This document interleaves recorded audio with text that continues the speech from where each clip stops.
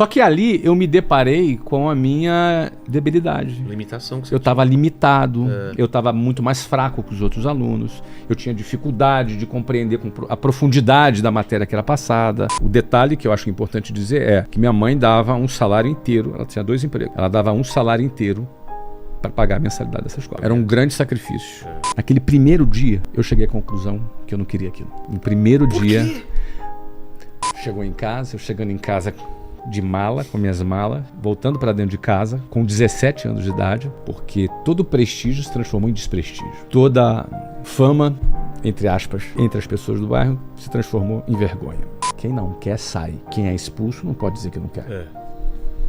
E aí eu ficava quieto, sem moral nenhuma. E eu fui criado pela minha avó e minha mãe veio dessa história. E todos conseguiram melhorar, porque meu pai, vindo como camponês, como uma pessoa que vem do campo, começou como soldado e conseguiu fazer uma carreira no exército até sargento. Casou com a minha mãe, que conseguiu ser professora. Então eles tiveram uma ascensão social, né? Geralmente, no Brasil, para uma pessoa sair da pobreza até a classe média, são 8 gerações. O quê? Tem esse estudo mesmo? Tem esse estudo. 8 gerações? É mobilidade social. Esse é o nome, né? Mobilidade social, para você sair da classe da pobreza até a classe média, são 8 gerações. Porque a minha história é parecida. Meus avós, 10 filhos, pobres, assim, mãe também costurava roupa, né? Lavava roupa, meu avô pedreiro. Aí meu pai é o único dos 10 irmãos que consegue estudar, então tem essa ascensão, né? E depois vem a nossa geração. Então, mas o normal são 8 gerações. A média, né? Na média são 8 gerações. Então, assim, eu considero que os meus pais foram grandes vitoriosos, porque de onde saíram, com certeza, eles conseguiram em uma geração... Empurraram muito essa linha. Em uma geração eles conseguiram chegar ali na classe média baixa. Então, assim, eu fui criado em classe média baixa. O que eu chamo de classe média baixa? Não falta nada. Nunca me faltou comida. Não passou fome? Não passei fome. Mas não tinha luxo. Mas não tinha... Tinha chocolate, não tinha refrigerante. Eu fui entrar em restaurante a primeira vez com 20 anos de idade. Então, viajar de avião não, viajar de avião é uma coisa impossível. Ir pra Disney. Não era uma coisa... Nem era... Você não sonhava com isso. Eu não sonhava em ir pra Disney. Exatamente. Eu não, assim, porque... Chegar pro meu pai, eu queria ir pra Disney. Eu não lembro, talvez eu nem tinha ideia, eu acho que eu nem tinha ideia do que era Disney, porque eu era de São Bernardo. Por causa do Silvio Santos lá, você lembra? Tinha a turma do Clube do Mickey, pode né? Ser, mas era tão distante, né? Era muito distante. Eu não sonhava, não desejava a gente sonhava em ir pro Play Center. Nem isso, cara. Play Center tinha... Porque a minha escola tinha excursão do final do ano do Play Center. Mas nem Play Center, porque eu era do Rio, do Rio, é verdade. Nem era Rio. São Paulo era outro país pra mim, né? Você então, nem vinha nada. Nada, zero. Mas lá de onde você morava, é que o Rio eu conheço pouco lá. Era uma coisa de...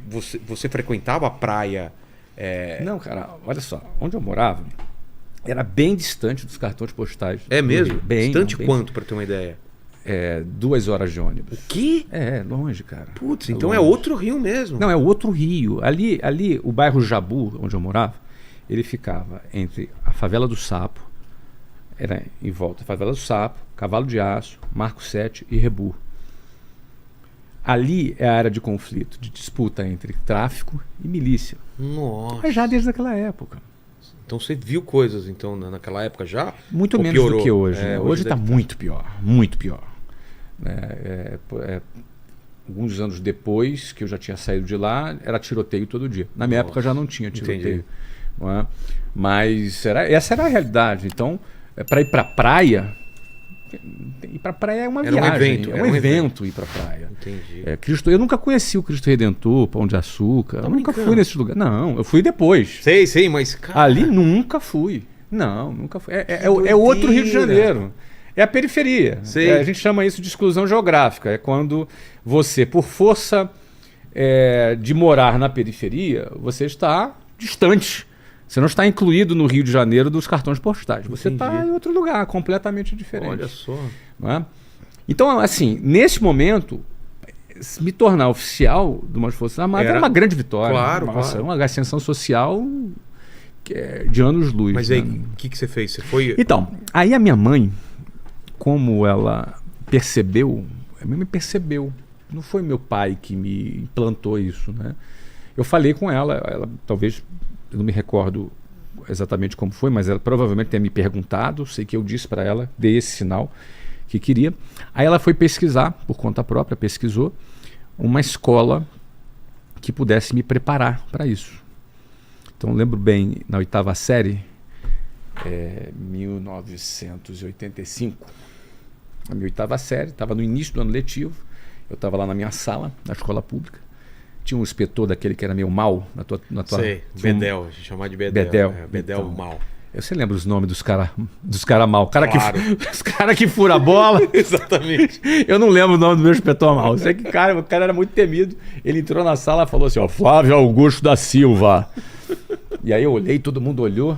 Ele pega todo o seu material e vem aqui. Eita, eu falei, cara. Ferrou. Eu já tinha sido expulso uma vez, né? Mas por quê? Por causa de... Eu fui expulso no Jardim da Infância. O quê? Você conseguiu ser expulso com 5 no anos de Jardim idade. da Infância? Eu nunca tinha ouvido isso. É um mau elemento da Você roubou né, o doce não, do... cara, eu usava bota ortopédica e era muito... Também. Você também usava, mas né? é que eu nasci com o pé torto, então... Eu também nasci com o pé torto. E aí eu usava aquela bota, né? Aquela com ferro pro lado? O meu era bota ortopédica e tinha um ferro do lado. Cara, eu também não lembro do ferro, tá. cara. Você lembra do inspetor? Nossa, eu lembro de tudo. Tudo que é ruim você tá lembrando, hein, cara? Pô. Eu sei que era uma bota pesada e que eu era muito agitado e a professora acho que me segurou, eu dei um chute na canela dela. E aí eu fui expulso. Deve ter machucado aí pra deve caramba. ter doído pra caramba. Bota era... Deve ter doído. E aí eu fui convidado a me retirar. Entendi. Com justiça, inclusive, Exato. né? Com justiça eu fui convidado a me retirar. Mas aí, quando ele chamou, acho que gatilho ali dessa memória, eu falei, cara, o que eu fiz? O que foi? Quando eu saí de lá, deu de cara com a minha mãe. Eu falei, ferrou. Chamaram a minha mãe. Né? E aí ele me cumprimentou, olha, tua mãe quer falar contigo. Aí ela me falou, Flávio, a gente vai visitar uma escola nova. Eu falei, é? Então, eu vi uma escola que pode te ajudar. Lembra que você falou que você quer fazer aquela prova? Acho que é considerada a melhor escola para te ajudar. Vamos lá? Vamos agora. Então tá bom. Nós caminhamos uns 15 minutos até o ponto do ônibus. Eu entrei no ônibus com a minha mãe e 2 horas depois eu cheguei na escola. Nossa. Porque não era também perto da praia. Sei, mas era numa outra periferia, mas era para um outro lado. Entendi. 2 horas depois chegamos lá, ela me apresentou. Tinha um amigo dela que era professor, que também dava aula nessa escola. E aí eu vi lá, ele conhecia a escola. E aí, gostou? Eu falei, então essa escola é uma escola boa para me preparar? É. Então você faz a 8ª série aqui e você se prepara para essa prova. Aí no final do ano, isso era mais ou menos fevereiro, mais ou menos, em novembro, dezembro era a data da prova. E aí? E aí eu fui para essa escola. Deu certo? Não, quase eu fui reprovado. Por quê?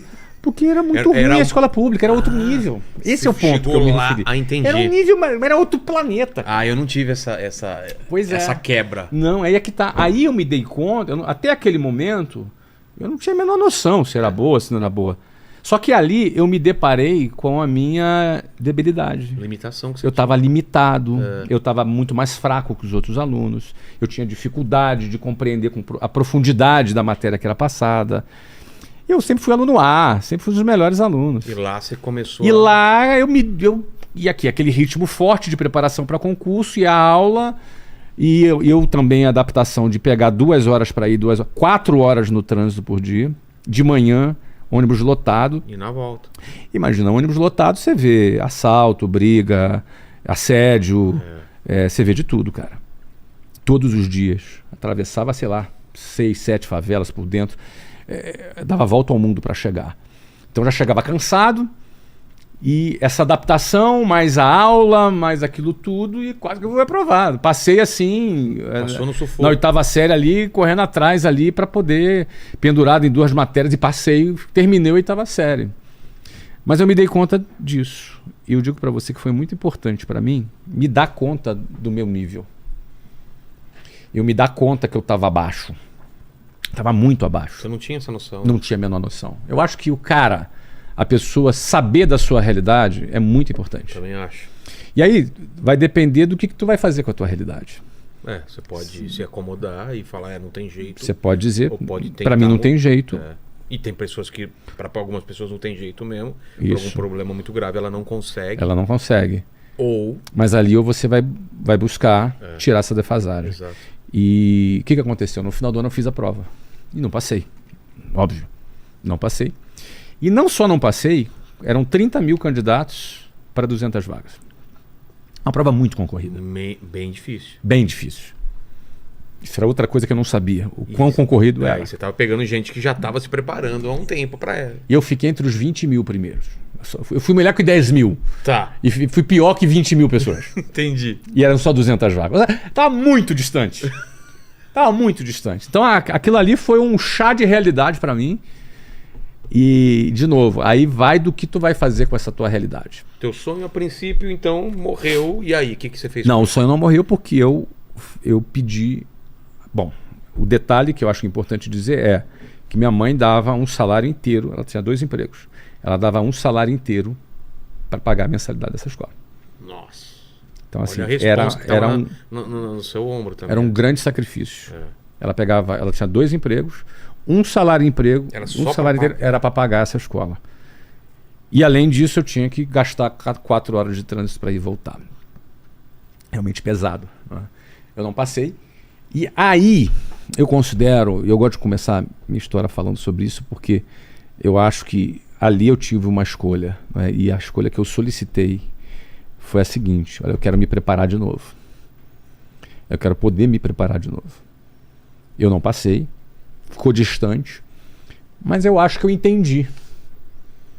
Eu acho que se eu tiver mais um ano... Se eu tiver mais um ano me preparando, eu consigo passar. Até porque eu não queria desistir da carreira. Entendi.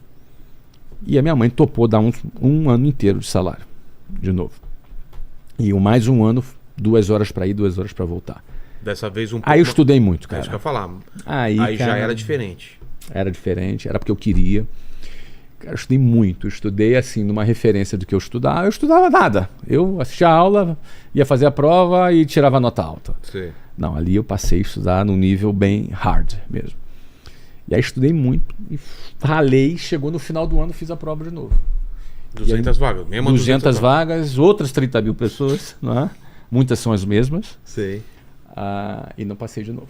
O quê? Não passei. Porra, eu tava já esperando um final feliz, falando de comemorando aqui. Não passei. Não passei de novo. Triste, cara. Não passei, mas fiquei entre os 1.500 primeiro. Ó, o outro era 20 mil. 20 mil. Eu fui melhor que 28.500 pessoas. Certo. E fui pior que 1.500 pessoas. Mas aí deve ter batido... Eu fiquei bastante chateado. E detalhe é o seguinte, cara. Não é aquela coisa assim, ó, deu errado, mês que vem tem outra prova. É um ano. Porra, um ano. Um ano. Mas assim, eu fiquei entre os 1.500 primeiro. Eu evoluí pra caramba, meus pais reconheceram que eu estudei pra caramba. E aí eu falei, olha, eu queria fazer de novo. Porque agora vai. Agora vai. Agora eu vou pegar aqui o que faltou, vou pegar só o que faltou, e foi, cara. Meus pais concordaram. Eu tinha a opção de... O que o lance é o seguinte... Você tinha outra opção? Não, eu tinha a opção de ir para o ensino médio. Ah, tá. Só que você imagina, eu já estava 2 anos sem ir para o ensino médio. Meus amigos todos foram, eu fiquei, eu não fui. Porque eu pensava, o que adianta eu ir se o que eu quero é entrar aqui nessa carreira e se eu passar, não vai valer nada? E se eu não passar? Esse era o risco. Exato.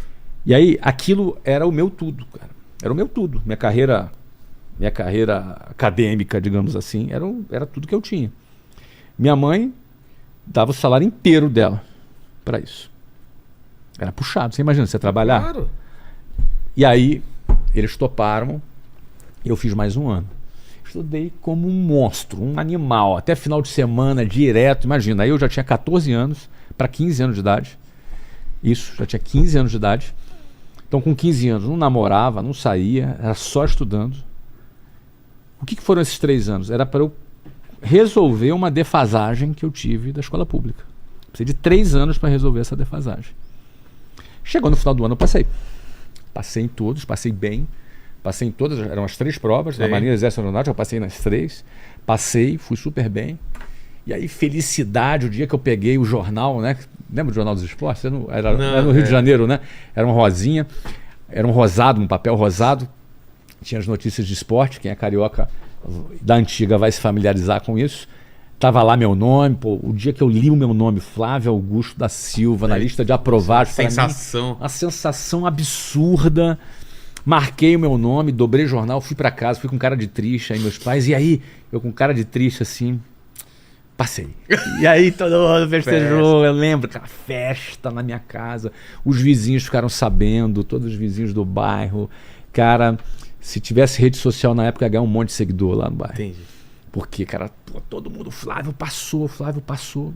E, enfim, foi realmente uma conquista maravilhosa de uma coisa que eu me dediquei por 3 anos.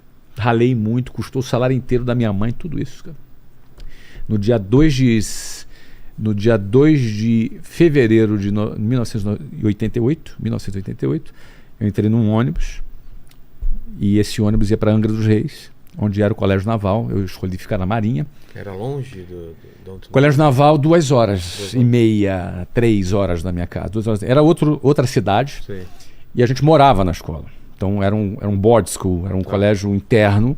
A gente morava na escola, a gente já era militar e estudava, fazia ali o ensino médio junto com toda a formação militar.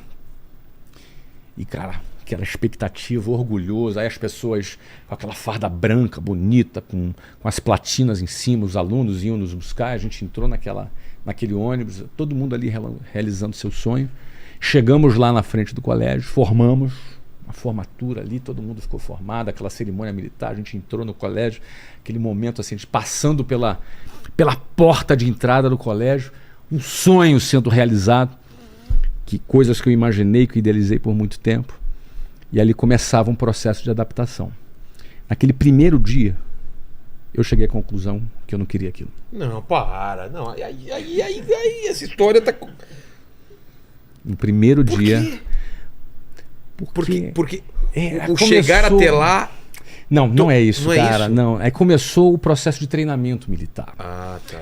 Toda a formação, o adestramento militar, a abordagem militar, a rotina militar. No primeiro dia, a abordagem não bateu comigo.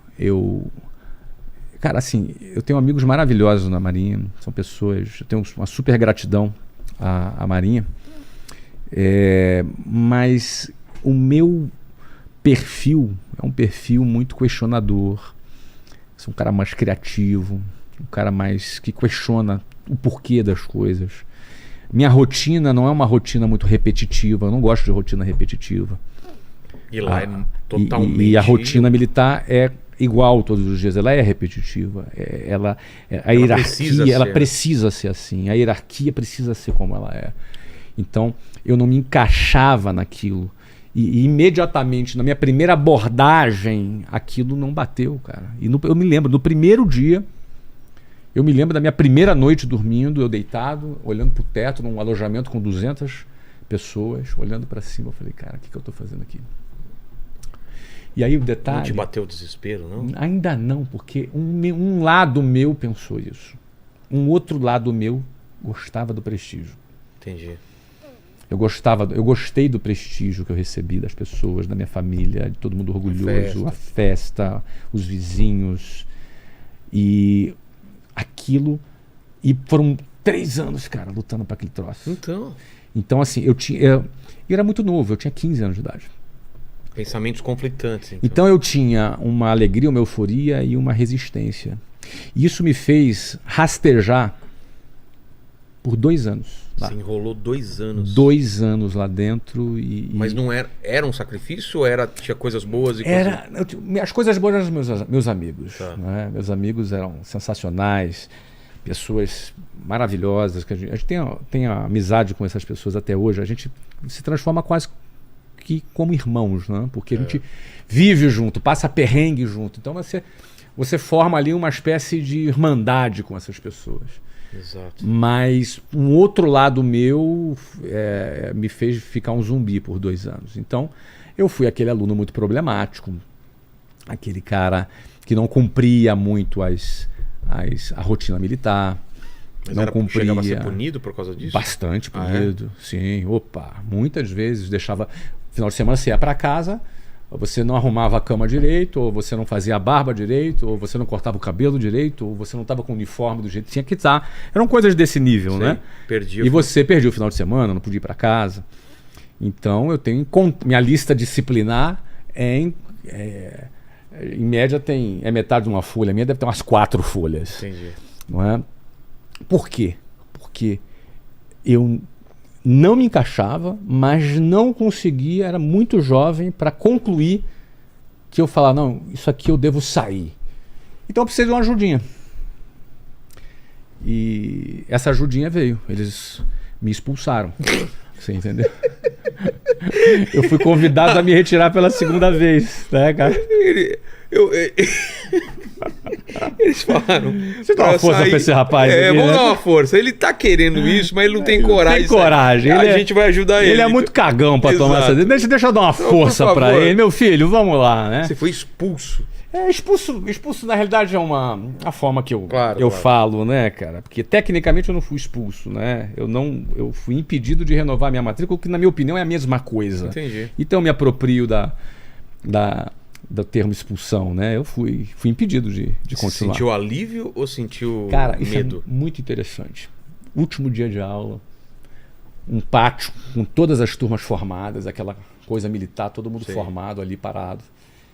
O oficial lá no meio falou, aluno Augusto, que era meu nome de guerra, e o aluno tal, que era um outro colega, por favor, vem aqui à frente. Nós fomos lá pra frente, ficamos na frente, todo mundo ali formado. E aí todo mundo foi liberado. Era o último dia de aula do segundo ano, todo mundo foi para casa de férias e a gente ficou. E a gente não sabia qual era o motivo. Aí esse oficial nos conduziu a uma sala e a gente foi acompanhando com aquela formalidade militar, sem dar um pio, sem falar nada, caminhando. Chegou lá, ele sentou na mesa, a gente ficou em pé, os dois em pé, formados, com toda a formalidade militar. E ele se dirigiu para nós, eu lembro da cara dele, esse eu lembro o nome, não vou falar aqui, tá? Deve ser um querido, fez o trabalho dele corretamente.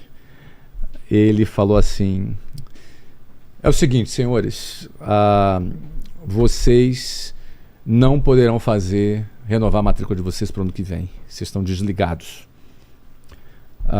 Isso já é uma decisão tomada e é irreversível. Os pais de vocês já foram avisados e já estão a caminho da escola. Chegam daqui a 1 hora. Nossa.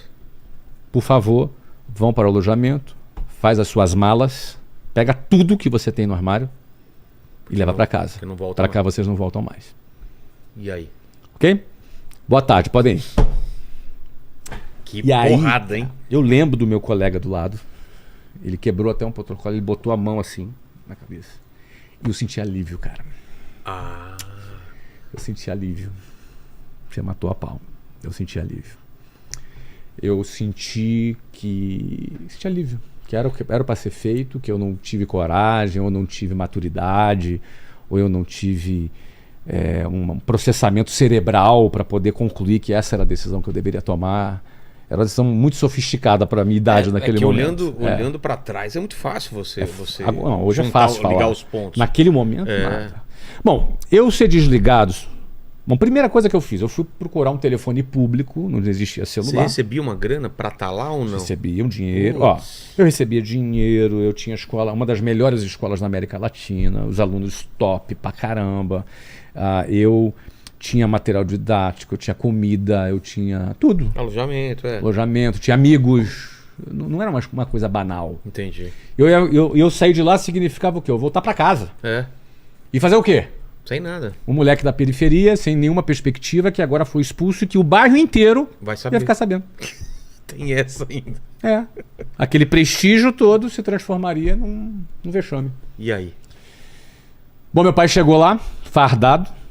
Por ser militar, tinha que ir fardado. Pediu para falar com o comandante para tentar uma segunda chance. Ele não foi nem atendido. E fomos embora. Quase 3 horas de viagem do Colégio Naval até a minha casa. Eu me recordo também como se fosse... Foi ele e um amigo Ele levou um amigo para dar um apoio moral. Meu pai estava muito abalado. Pô. Sargento, filho, escolas de oficiais, orgulho, tudo que ele tinha contado para os amigos. Meu pai estava bastante abalado. Eu imagino. E eu me lembro que aquelas 3 horas de viagem, nós não demos uma palavra. Em silêncio? Ele não falou nada, ele não brigou, ele não disse nada. Que é pior, né? Muito pior. É muito pior. Mas desesperadoramente pior. E aí a gente veio embora. Chegou em casa, eu chegando em casa de mala, com minhas malas, voltando para dentro de casa, com 17 anos de idade. E eu lembro, aquele ano não foi um ano fácil. Porque todo prestígio se transformou em desprestígio. Toda fama, entre aspas, entre as pessoas do bairro, se transformou em vergonha. E eu ia fazer o 3º ano numa escola que minha mãe fez questão que fosse naquela mesma escola, o que, portanto, lhe custaria um salário inteiro por mês. E eu agora estava ali, um garoto de 17 anos, prestes a terminar o 3º ano. Parte boa, eu passaria em qualquer vestibular. Claro. Eu já tinha estudado pra caramba, eu já estava num nível super legal. Passaria também muitos concursos públicos, porque já tinha quilometragem de estudo. Mas tinha que terminar o 3º ano. Não é? E esse ano, que foi o ano de 1990, eu fui lá fazer o 3º ano. E foi um ano muito difícil na minha casa, porque meu pai teve muita dificuldade de assimilar. Nas minhas tentativas de explicar para ele que eu não queria, nas minhas tentativas de explicar para ele que era melhor para mim, a resposta correta, inclusive, lógica, que eu recebia era: olha, quem não quer, sai. Quem é expulso não pode dizer que não quer. E aí eu ficava quieto, sem moral nenhuma. Aquele ano passou, foi um ano muito interessante, assim, do ponto de vista acadêmico. Eu deslanchei, tirava as melhores notas e passei em todos os vestibulares, passei em tudo quanto é prova que eu fiz. Mas eu fiz uma outra prova nesse ano. Eu me inscrevi para a prova da Escola Naval. Colégio Naval, ensino médio, tinha 200 vagas. Depois você tinha Escola Naval, que ficava no Rio de Janeiro, do lado do aeroporto Santos Dumont. Não sei se você já viu no aeroporto Santos Dumont, uns prédios cinzas ali. Aquilo ali é a Escola Naval. Ali é o ensino superior, de onde os oficiais saíam formados. E aí você tinha um concurso também para a Escola Naval. E esse concurso era em 2 fases. E eu já tinha certeza que eu não queria estar na Marinha. Mas eu fiz a prova de novo. Fiz a primeira fase só, que era mais difícil, que era matemática. E passei nessa prova. Passei. Estava ali super bem, abaixo de 40, talvez nos 20 primeiros colocados, talvez. Passei nessa prova. E levei o jornal pro meu pai. Falei para ele: aqui, pai, olha o jornal. Aí ele pegou o jornal: mas o que é isso aqui? Lê aí. Estava aqui: resultado, Escola Naval. Mas o que é isso? Olha aí, procura um nome aí sublinhado. Aí, Flávio Augusto da Silva. Ué, teu nome aqui? Eu falei: é isso aí, resultado do concurso. Acabou de sair o resultado da primeira fase, tá aí. E ele falou: mas você pode ir? Eu falei: posso. É um concurso público, não tem nada que me impeça. Né? É um concurso público. Eu posso ir, sim. Mas eu não vou. Eu fiz essa prova só para você entender que eu não vou porque eu não quero e não porque eu fui expulso. Então tá aqui. E aí, ele me deu um abraço. Pô, não precisava disso, meu filho. Não precisava. Não, eu sei, mas tudo bem, eu faço questão, fiz questão. Para mim foi reconquistar o respeito do meu pai. Não é reconquistar o respeito do meu pai. Naquele momento eu falei: eu passei, eu não vou porque eu não quero. Para mim foi importante. E eu também acho que foi importante para ele, embora ele diga que não fosse. Não, com certeza. Eu acho que meu foi. Meu pai vai falar sempre que não precisava. Eu acho que foi muito importante para ele, sim.